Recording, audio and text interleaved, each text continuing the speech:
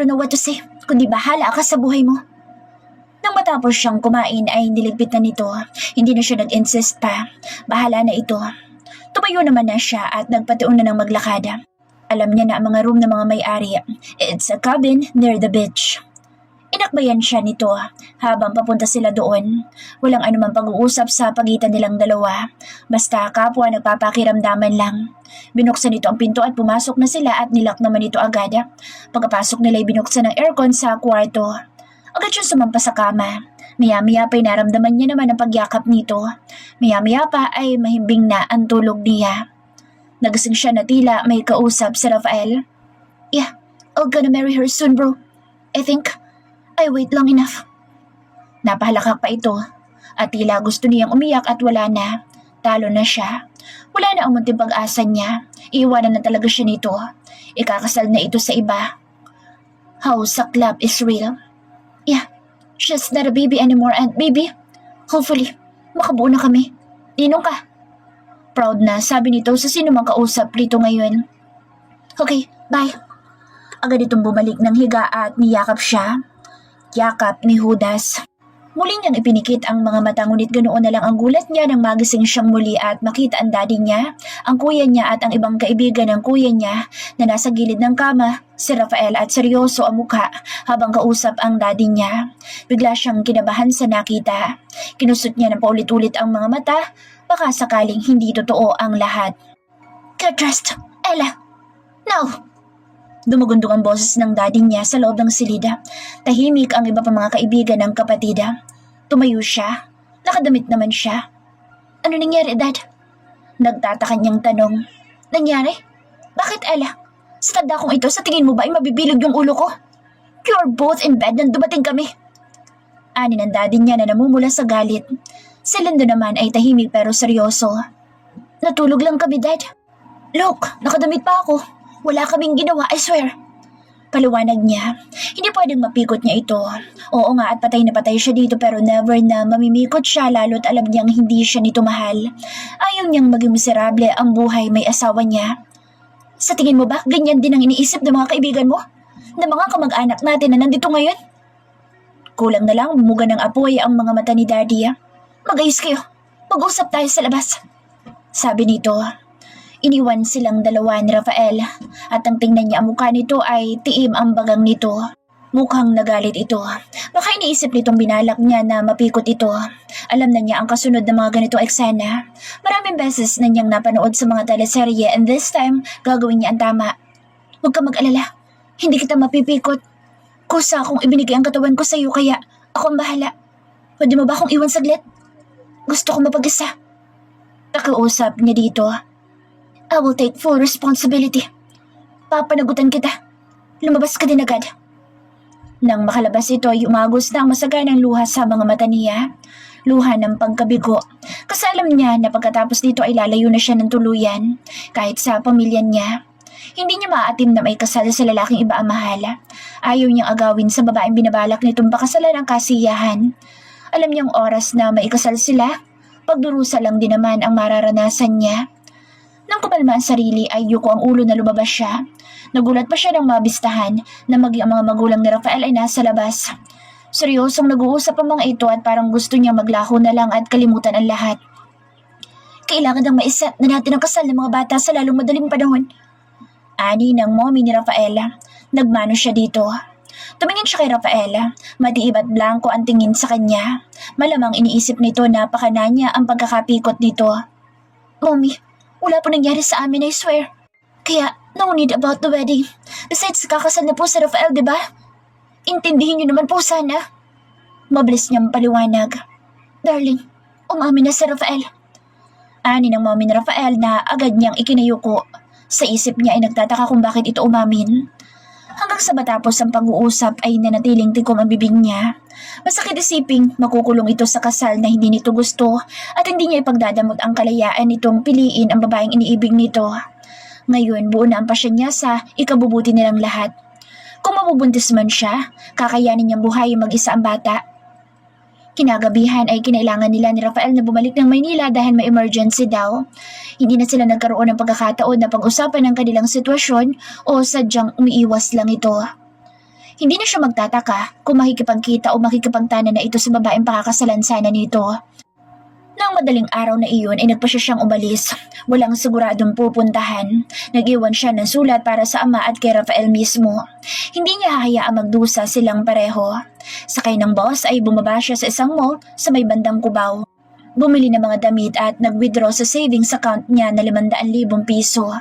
Dala niya ang ilang alahas niya pero alam niyang sasapat ang mga iyon hanggang sa panahon na makakapagtrabaho siya. Bumili ng ticket papuntang South ang kanyang biyahe. Kahit pagod, nagawa niyang makapagpabook sa isang maliit na inn sa bandang Quezon Province ang napili niyang hideout this time. Wala mang kasiguraduhan ang magiging kapalaran niya sa lugar na iyon ay mas okay na iyon. Malayo siya sa lahat ng mga makakasakit sa kalooban niya. Agad na nagpahinga, pinatay niya ang cellphone niya at pinalitan ng bagong bili na SIM card. Nasasaktan siya na tila siya pa ang sinisisi nito sa mga nangyari. Rafael, this time, nababasa mo itong sulat ko'y malayo na ako. To nowhere. Pero makakaasa ka na hindi ka makukulong sa isang loveless marriage. Alam kong sinisisi mo ko sa mga nangyari. Sorry kung nagpadala ko sa nararamdaman ko. I know mahirapan akong kalimutan ka pero kailangan na. Congratulations in advance. Malaya ka ng pakasalan ng babaeng pinapalaki mo. Ipaliwanag mo kay daddy na ako ang nag-insist na may mangyari sa atin na wala kang kasalanan. May sulat din akong iniwan sa kanila. Lian. Naiyak siya na maalala ang sulat niya. Iniisip niya na masaya na ito na walang kasal na mangyayari sa kanila at marahil ay nagbabalak na ang mga ito na madali ang pagpapakasal nila ng kung sino mang babaeng pinapalaki nito. Umiyak siya hanggang sa makatulugan niya. Gusto niya sanang mag-inom pero alam niyang mapanganib lalo at mag-isa lamang siya. Maaga palang kinabukasan inagising siya. Muli ay umiyak na naman siya. Ayaw niya makapag-usap kahit na kanino kaya maging sa mga kaibigan niya hindi siya ko-contact. Alam niyang sa mga sandaling ito ay pinaghahanap na siya ng mga ito pero itong gagawin niya ang pinakamabuti sa kanilang lahat. Ibang pangalan ang inilagay niya sa logbook ng bus terminal.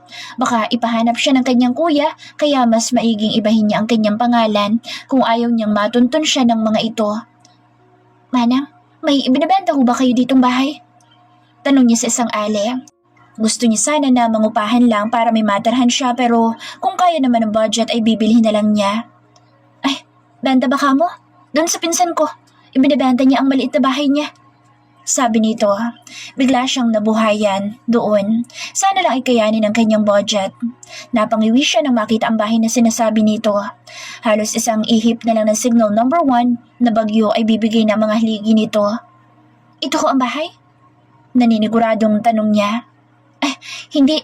Diyan sa kabila ang ibinabenta niya. Sabi ng ginang na itinuro ang bahay sa kabilang bakod. Bungalow style ang bahay at concrete. Hindi pa nga lang na finishing at yung kita mo pa ang mga hollow blocks. Gayunpaman ay cute ang nasabing bahay. Mag-isa lang naman siya. Bakit po pala ibinabenta? Tanong niya dito. Naku, naghiwalay na sila mag-asawa eh.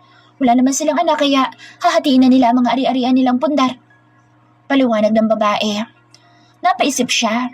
Malamang kung maikakasal sila ni Rafael, malamang ay ganoon din ang kahihinatnan nila. Baka wala pang isang taon ay maghahati-hati na sila ng mga ari-arian. Ayaw niyang may kahati sa atensyon ng mahal niya kaya nga mas pipiliin niya na malayo siya kaysa magkasama pero iba naman ang mahal. Mas masakit iyon. Mas maigi na chill-chill na lang. At least pareho kayong malaya sa isa't isa. Kung sakali man na mabuntis siya, kakayanin niya kahit na siya lang. Pipilitin niyang mamuhay ng malayong-malayo sa lalaki. So, okay na po kayo sa presyo? Untag ng babae. Po? Tanong niya. Hindi kasi siya nakinig. Medyo lumipad ang isip niya doon sa lalaking kinahuhumalingan niya. Sabi ko po kung ayos na sa inyo ang 300,000. Finishing na lang naman na ang kulang. Kasama na alote. Hanggang sa likod. Yung may kulay asun na plastic. Diyan ang boundary niyan. Turo dito sa kabilang panig. Malapad din naman pero ayos na siya. Sige po. Paano po ang deed of sale natin? Tanong niya sa babae. Sige po, ayusin natin ngayong nagkasundo na tayo sa presyo. Masaya, nasabi ng ginang. Naisip niya ang dating kaklase nung high school na construction firm ang trabaho. Mas mabilis ang mga itong magtrabaho kaya kukunin niya ang serbisyo ng mga ito. Maayos pa ang kabahayan, bagong-bago pa, mula sa loob hanggang sa labas. Gusto niyang gawing bahay, bakasyonan ang bahay, total maganda naman ang area. Kung kailangan niyo ng karpentero, may kapitbahay tayo mga karpentero. Sabi ng ginang, bigla siyang umiling. Wala siyang dapat na pagkatiwalaan lalo't mag-isa lang siya. Naku, hindi na ho, may gagawa na po para sa akin. Nakangiting hingi niya ng pasensya dito. Sino mga kasama mo dito, Iha? Pamilya mo ba? Tanong ng ginang. Alam niyang may pagkamaritas ang babae kaya hindi siya pwedeng mag-disclose ng mahalagang impormasyon dahil mag-isa pa man lang din siya. Wala siyang balak na umuwi sa kanila. Family ko po, may maliit na negosyo kasi ako itatayo dito. Sabi niya lang. Nang gabing iyo'y gumawa siya ng ibang account sa social media. Gumamit siya ng picture mula sa internet at syempre, inunan niyang i-add ang babaero sa kaibigan ng kuya niya, si Jai, upang ma-stalk niya si Rafael. Gusto niya makabalita kung maluwag na ang kanyang gagalaan. Nang stalk niya ang account ni Rafael ay may mga larawan ito kasama ang babaeng nakita niya noong mamasyal ito. Malamang ay ito ang nobya nito. May mga sweet moments ang dalawa. Hindi niya maiwasan na hindi maiyak kasi napakasaya ng ngiti ng lalaki para sa babae. Samantalang pag siya ang kausap ay tila laging galit ang lalaki. Napakagulol na lang siya habang iniisa-isa ang mga larawan. Hindi naman siya masyadong sadista. Gusto niyang namnamin lang ang sakit na dulot ng lahat ng ito sa kanya. Natutokso siyang magpa-signal ng dating number niya ngunit natatakot siyang matunto ng kanyang kuya. Tsak na ipapakasal siya nito ng pilit kay Rafael. Bangon lang, Ella. Yun lang ang tanging niyang isinasa isip. Hindi siya po pwedeng malugmok ng dahil lang sa problema. She is still blessed in spite of losing the man she loved. Kailangan niyang makasurvive sa lugar na iyon at dahil ayaw niyang matuntun siya ng kanyang pamilya at ng lalaki ay hindi niya maaaring galawin ang kanyang pera sa bangko. Kaya kailangan niyang palaguin ang natira sa kanyang ipinambili ng bahay at ipinampaayos. Bakit dito mo naisip na tumira? Takang tanong ni Jonas, kaklase niya ito noon at kilala niyang mabait ang lalaki. Kaya naman ay kampante siyang ito ang pag-ayusin ng kanyang bahay. Hideout, pag medyo toxic na sa city. Anyway, thank you again kahit na malayo itinanggap mong trabaho. Sabi niya dito, naging kaibigan naman kita kaya ayos lang. Bakasyon ko naman. Hahanap lang ako ng tao na makakasama ko. Sabi nito, ayon sa kaibigan na hindi naman na gaanong malaki ang kanyang magagastos, mga 100,000 kaya na. Kaya kahit nag-aalangan ay pinatos niya na, lalo na at may natanggap naman siyang 200,000 pesos na commission. Sige, salamat. Nakangiting sabi niya dito. Ilang araw din siyang nagbukmuk lang at tila walang direksyon ang buhay. 2 linggo ang lumipas ay nagpipintura na lang ang mga tao na binayaran niya. Maging ang gate ay pinalitan ng matibay na baka lalo at mag-isa lang siya doon. So, sir, totoo po ba ang balita na ikakasal na daw po kayo? Napalingon siya nang marinig ang tinig na iyon mula sa TV ng IN kung saan siya pansamantala habang hindi pa tapos ang kanyang bahay. Si Rafael ang nasa TV at todo ang ngiti habang kausap ang reporter. Yes, tipid na sagot ng seryosong si Rafael. Para siyang tinadyakan nang marinig ang isinagot nito. Masakit pa rin talaga. Care to tell us who is the lucky girl? Usisa ng reporter. Gusto niyang patayin ang TV upang hindi na siya lalong masaktan ngunit marami ang nanonood kaya nakakahiya kung ililipat niya kayong hindi naman siya nagmamay-ari ng TV. It's long overdue. Matagal ng plano namin na magpakasal. For now, me and her family decided not to disclose any information yet. Sagot nito na tila nag-iwan ng bigig sa kanyang lalamunan. Ang sakit lang isipin na mukhang itutuloy na nito ang kasal nito sa babaeng pinapalaki nito. Ayos ka lang, Neng? Tanong ng ginang, napansin pala ang kanyang pagsinghot. Ayos lang ho, medyo nasamid lang. Sabi niya na sinamahan niya pa ng plastic ng ngiti. Para na kasi siyang papalahaw ng iyak sa nabalitaan. Ang bigat sa dibdib ng mga nangyari sa buhay niya dahil na din sa kanyang kagagawan. Kagabi ilang ulit siyang natukso na tawagan ito at umuwi at ituloy ang kasal. Pero nananaig sa kanyang awa para sa lalaki. Ayaw niyang makulong ito sa kasal na hindi naman dapat. Kung sana ay naging matapang siya, ganito na talaga ang personality niya. Si Takas at layas-layas princess. Lalo na nung nagkaroon na siya ng sariling pera, kung saan-saan na siya nakakarating. Sa una, alam niyang mahihirapan siya ngunit kalaunan ay masasanay din siya. Hanggang sa umabot ng 4 at ngayon nga ay 6 na buwan na siya doon. Sa loob ng mga panahong iyon ay nagpapadala lang siya ng message. Iba-ibang number ang gamit niya para hindi siya matuntun. Lalo na nang minsan na tumawag siya at nagtatampo na ang kanyang mommy sa kakatago-tago niya. Good thing na hindi na naungkat ang tungkol sa kanyang kasal. Nakapagpatayo na siya ng maliit na milk tea shop, lalo at hilig naman niya ang lumaklak ng mga milk tea. 2 buwan ng operational ang kanyang business at so far ay patok ito sa mga bagets, lalo at masarap naman. Mura pa kaya marami na siyang mga parokyano. Kumusta naman ang benta natin dyan? Tanong niya sa kanyang tauhan na si Krisa. Ayos naman at ala.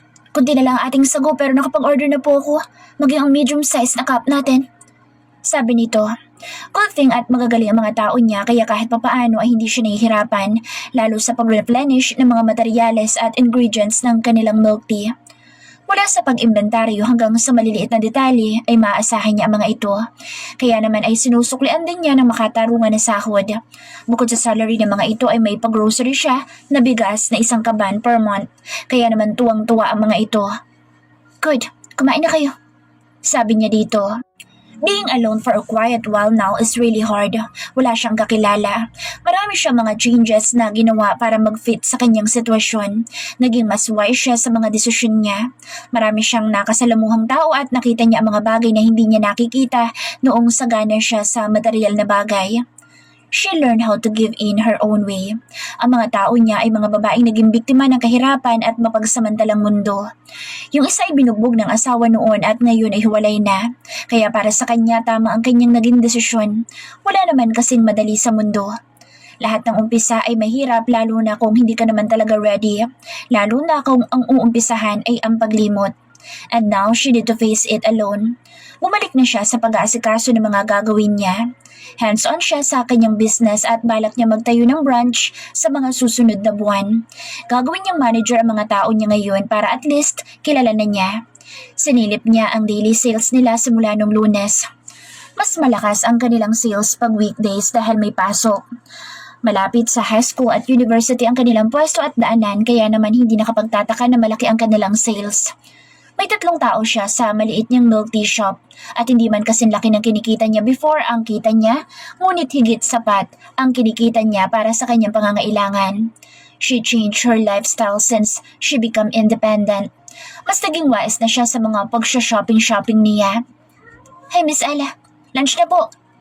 Bati nang kapapasok pa lang na si Gwent. Sige, kumain ako sa bahay bago ako umalis. Sabi niya sa mga ito. May niluto siyang adobong baboy kagabi kaya ininit lang niya kanina at kinain bago siya umalis. May naghahanap po sa inyo kanina, ma'am. Sabi nito na ikinalingon niya. Bigla ang pag-usbong ng kaba niya sa dibdib. Wala siyang gaanong kakilala dito. Sino maaari maghanap sa kanya? Sino daw? Nag-aalalang tanong niya. Nakakakaba naman masyado ang mga pahanap-hanap na iyon. Naku, nakalimutan ko ang pangalan mo, Pero 3 silang lalaki na puro gwapo. Muntik na nga masira ang garden ng panty ko Humagikik pa si Sonia. Dapat tinanong niyo kung anong pangalan. Wala naman akong utang sa Bombay. Biro niya, pero hindi na bumalik sa normal ang kaba niya. Mukhang natuntun na siya ng kuya niya. Sa sobrang pupogi nila, Miss Ella, natulala na lang po kami. Para kasi mga artista ang mga kaharap namin. Sorry, pero babalik daw naman po sila mamaya. Si Gwyneth na napapangiwi. Palaisipan sa kanya kung sino ang mga naghahanap sa kanya. Kung si Miko naman ay kilala naman iyon ng mga tao niya dahil lagi iyong naliligaw sa kanyang shop. Wag lang si Rafael ang maghanap sa kanya. Ambisyosa ka, Ikakasal na nga, di ba? Aasa-asa ka na naman. Saway niya sa kanyang sarili. Imposible naman na si Rafael ang maghanap sa kanya gayong ikakasal na ang lalaki. Balita niya ay nag-aasikaso na ito ng para sa nalalapit nitong kasal. Pero nanatiling misteryoso ang babaeng pakakasalan nito. Naging emosyonal pa nga ito kasi ayon dito ay may misunderstanding ito at ang fiancé nito. Sana'y maghiwalay na. Bitter lang ang peg niya pero ayun nga, naiinggit siya sa mga ito. Alam niya kasi nasusuyuin ito na Rafael kahit na anong mangyari. Pakilala mo kami, Miss Ella, Pangungulit ni Gwyneth. Hindi ko pa nga alam kung sino yung mga gwapo na tinutukoy mo Nakangiwi niyang sabi dito. Wag na baka matakot. Sabi ni Krisa. Grabe naman to sa akin. Pag bumuti ako, huyo ka talaga sa akin. Sabi naman ng isa. Pag pumayat na lang. Sabi naman ng isa. Grabe ka sa akin talaga. Basta, pakilala mo kami. Baka gusto nila ng exotic beauty. Biro ni Krisa. Inabala na namin ang aming mga sarili sa pagharap sa mga batang mahilig sa milk tea. Umaga Umaga pa lang ay aligaga na sila sa dami ng bumibili. Mukhang may event sa malapit na paaralan at ang dami ng mga tao. Advantage sa mga establishments na malapit sa nasabing mga paaralan. Pag ganoon ay halos walang tigil ang orders at mahaba ang pila. Kaya naman ay maging siya nakikisali na din sa pag-asiste ng kanilang mga parokyano. Nag-a-assist siya ng customer. Minsan, pag marami ang kanilang customer ay tumutulong siyang mag-serve. Lalo at minsan ay naaaliw na din naman siya sa pagtulong-tulong, lalo at madami naman din talaga ang tao sa lugar na iyon. Lalo na pag naglalabasan ng mga estudyante. Minsan, nag-request pa ang iba na siya ang gumawa ng milk tea kasi crush siya. Madalas siyang hanapin lalo ng mga lalaking customer nila kaya naman ay punuan sila paghapon na. Araw ng Martes ngayon nang mamataan niya ang isang sports car sa di kalayuan. Bigla ang bundol ng kaba sa dibdib niya. Ilang araw na niyang napupuna ang sasakyan na iyon na laging nakapark sa tapat ng gate gayong may parking area naman sa loob. Ayon sa mga kapitbahay ay bago na ang may-ari ng bahay doon sa tapat. Balak niya nga kasing bilhin ang bahay na iyon ngunit nagbabalak pa lang siya ay nabili na. Nangihinayang siya dahil pinairal niya ang pride niya na huwag kumuha sa kanyang trust fund. Ang nangyari na unahan siya. Balak niya kasi sana ang pag-ipunan mismo sa sarili niyang pera ang pambili ng bahay na iyon, ngunit huli na. Marahil ang katabi na lang na bahay ang kanyang bibilhin. Ibinabenta na din naman daw iyon. Mas mura na 1,000,000 doon sa katabi. Nagustuhan niya ang interior ng bahay. Malawak at tamang-tama lang para sa katamtamang laki ng pamilya. Maganda din ang pwesto lalo at kaharap lang ng kanyang business. Tuwing araw ng Martes at Huwebes ay nandoon ang sasakyan na iyon. Walang palya simula nang mabili ang bahay sa tapat. At mag-iisang buwan na iyon, binabaliwala lang niya. Nang maalala niya ang banta sa pamilya nila, tila gusto niyang i-connect o magduda na baka isa sa mga nagbabanta sa kanilang buhay. Ngunit itinaboy niya iyon dahil sabi naman ng mga kaibigan ng kapatid, nahuli na ang kriminal na nagbalak ng masama sa pamilya niya. Kaya naman hinahayaan na niya ang trip ng kung sino man na may-ari ng bahay. Buhay at bahay niya naman iyon kung trip niyang i-display sa labas ang kanyang sports car bahala ito. Muli niyang ibinalik ang pansin sa ginagawang pagsusukli. Mahirap nang malito siya sa pagbibigay ng sukli at baka ma-assured sila mamaya. Ito po ang sukli ninyo. Sabi niya sabay abot ng sukli nitong 40 pesos. Ito po ang order form. Kuha lang po kayo para mabilis po tayo. Sabi niya sa mga nakapila. Dumami kasing bigla. Isang mabilis na sulyap ang ginawa niya sa nakaparadang sasakyan bago muli niya ibinalik ang pansin sa ginagawa niya. Bahala na ang sasakyan na iyon sa buhay niya. Miss, 2 taro flavor, tsaka 1 coffee vanilla. Sabi ng isa na hindi niya pinakuha ng form. Pag marami lang nakapila, nire-require nila para iwas sa pagkalito. 2 taro at 1 coffee vanilla daw, te. Anong size, ma'am? Tanong niya sa babae. Medium lang lahat. Sagot nito. Siya naman ay pinunasan ng table na nabasa. Maganda kasi yung malinis ang kanilang working area, bukod sa magandang tingnan ay iwas pa sa mga sakit. 1 Belgium Choco Fudge at Choco Loco. Sabi naman ng isang estudyanteng lalaki. Kay Miss Ganda ka lang magbayad. Sabi ni Krisa na itinuro pa siya. Wala po bang free kiss o kay free date kay Miss Ganda? Tudyo na isang professor na madalas na tumambay. Sorry po, taken na si Miss Ganda. Sabi niya kahit hindi naman. Taken for granted siguro. Balak niyang kumontak sa kuya niya mamayang uwi niya sa bahay niya. Matagal-tagal na din naman ang 6 na buwan. Imagine, 6 na buwan na ang huli niyang makita. Nakausap at nayakap ang lolo niya. May mga gabing hinahanap-hanap niya ang haplos at yakap nito. Maybe dahil sa pangungulila niya sa lalaki. Minsan nagigising siyang umiiyak, lalo na kung nakakaramdam siya ng lungkot ng pag-iisa. Natutokso siyang umuwi at harapin ito upang i-claim ang kasal na ipinangako nito. Ngunit nanatiling duwag siyang isipin na baka nagbago na ang isip nito at marahil ay ganoon nga dahil sa mga lumalabas na mga balita.